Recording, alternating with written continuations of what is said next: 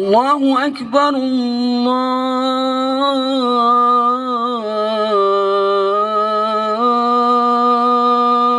الله أكبر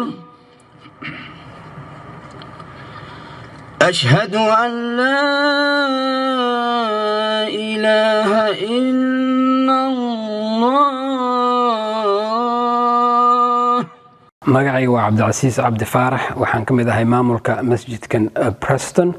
maanta waa maalintii ugu horeysay abid ee dawladda Australia ogolaato in masjidkan aadaankiisa kor loo qaado tani intii albaabada loo furay sanadkii 1976 sidaad arkayseen muadinka waxa uu saarnaa minaaradda isagoo oo ku dhawaaqay aadaanka markii ugu horeysay.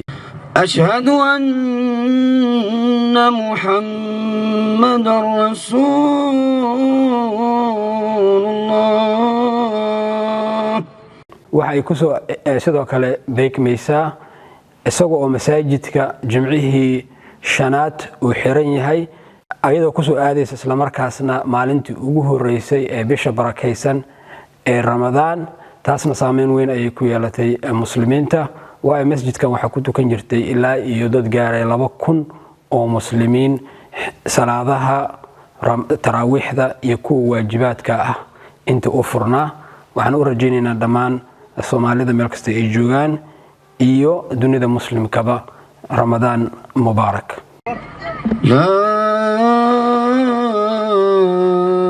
إله إلا